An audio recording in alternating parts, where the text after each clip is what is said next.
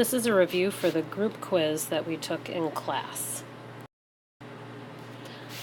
The first problem here is for a toaster that's plugged in 5 minutes a day for every day of the year. And we're trying to figure out how much it's going to cost.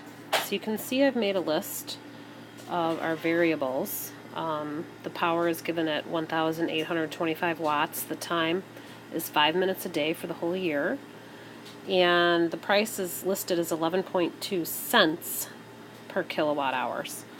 So generally, when we are going to solve a problem like this, we know to get the cost, we have to take the price times kilowatts times our time in hours. So that's what we're going to do here. First thing we're going to need to do, though, is take a look at a couple different things here. For example, the power is in watts. We need to change that to kilowatts. And the price is given in cents, but we needed to change that to dollars. So 11.2 cents is $0.112 per kilowatt hour. And the time is in minutes, and we need to switch the minutes to hours, and then we also have to account for the fact that it's every day of the year. A couple different ways you can think about that. You could say that 5 over 60 is going to give you hours. You could look at it that way. I'm going to actually multiply that out step by step as I list this here so that you can see how all of the units cancel. So it's going to look something like this. I'm going to say price, which is 0.112 per kilowatt hour times 1.825 kilowatts times 5 minutes per day. Unfortunately, this isn't really fitting on the screen, so I'm going to go below, and I have to switch the minutes to hours, so I'm going to say 1 hour is 60 minutes times 365 days.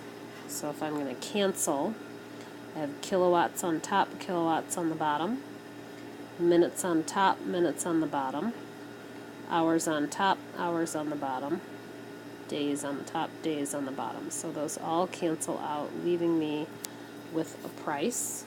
So I'm going to take 0.122 times 1.825 times 5 times 365, and I'm going to hit enter in my calculator.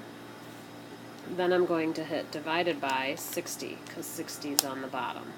And I get a price of $6.77.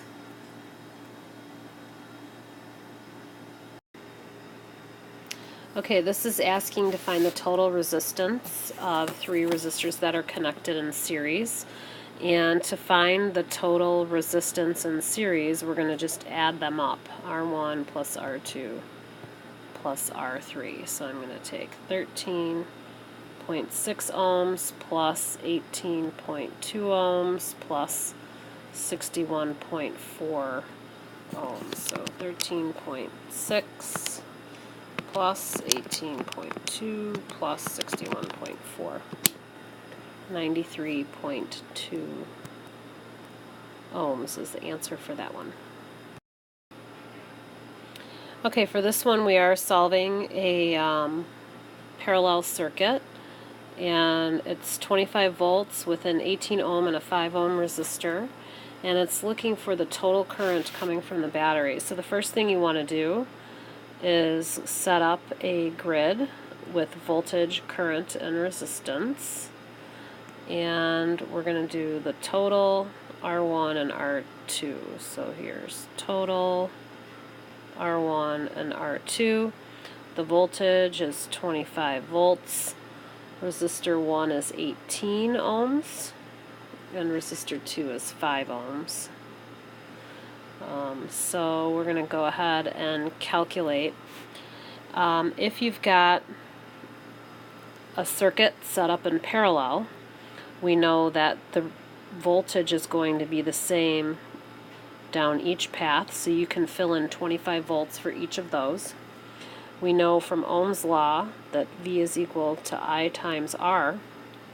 So to get my current, I can take 25 over 18 for this one, and I can take 25 over 5 for this one. So we have 5 amps here, and we have 1.38 amps here.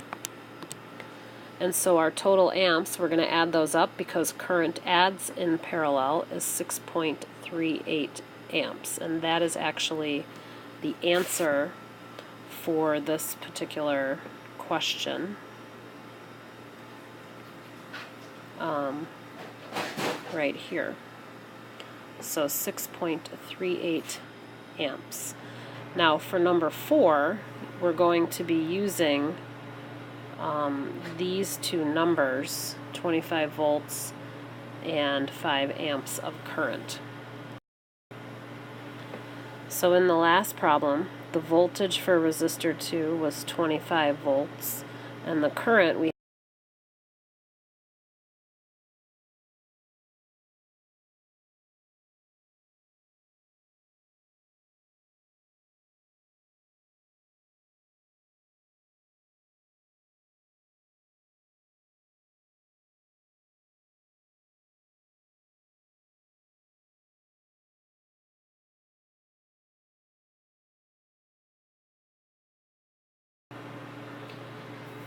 For this problem, we're trying to figure out how many light bulbs we can plug in without blowing a circuit, and this particular circuit has a 10 amp circuit breaker. And if the light bulbs are 60 watts each, we're going to be able to figure this out by using the amount of current that every single light bulb takes. So we know that power is current times voltage, and so the watt of each light bulb is 60. I don't know how much current each one of those is drawing just yet, but I can use the fact that 120 volts comes from ComEd to calculate that current. So I'm going to say 60 watts equals current times 120 volts. So I'm going to go ahead and divide by 120 on both sides, like so. And what that gives you is the amount of current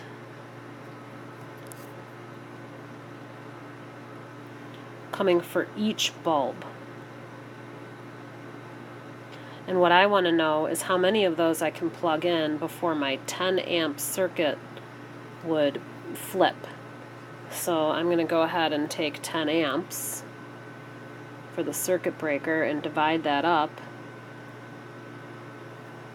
into how many halves that would be, and 10 divided by 0.5 is 20. So 20 bulbs is how many I could plug in without tripping that circuit. This question is asking how much current a power saw draws from a circuit. So I know that the power is 750 watts. That's given. I'm trying to figure out how much current comes from that if ComEd is supplying 120 volts. So I get 750 equals I times 120. Divide by 120 on both sides. 750 divided by 120 is 6.25. So my current is 6.25 amps. This is a combo circuit. So what we're going to do is look at this as though it's a series circuit with a parallel piece. So I'm going to go ahead and highlight this little parallel piece here, and we're going to treat that as one component within the series circuit. Let's go ahead and fill in a couple things here. So if the current is coming into this piece, and part of it goes here, and part of it goes here, and then it, proceeds around, we know that the amount of current going through R1 is the same as the total, and we know that that much current went into that green chunk and then combined up again and came back out the other side. So if I know that 5 amps went through resistor 2 and 3 amps went through resistor 3, I know that 8 amps must have come into that piece and 8 amps must have come out of that piece, which means my total current is 8 amps flowing around this circuit. And that gives me a pretty good start so far. Of course, I can use Ohm's law, that V is equal to I times R, to figure out my resistance for both of those. So I'm going to take 20 over 8 for this resistance and 9 over 8 for that resistance. So my total resistance is 2.5 ohms, and 9 divided by 8 is 1.12 ohms for my resistance in that column. Now I need to get some voltages so that I can figure out the rest. If I have 20 volts coming from the battery and 9 of them were used up through resistor 1, that means I have 11 left for the green chunk. So I have 11 volts that remain for this piece right here. And we also know in parallel that voltage is the same down each branch, so I can plug in 11 for each of those. 11 volts and 11 volts.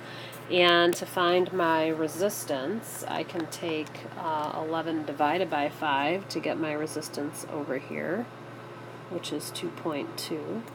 And I can take 11 divided by 3 to get my resistance right here, which is 3.6.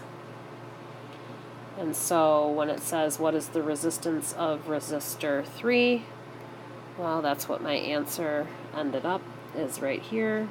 3.6 is the answer for that one.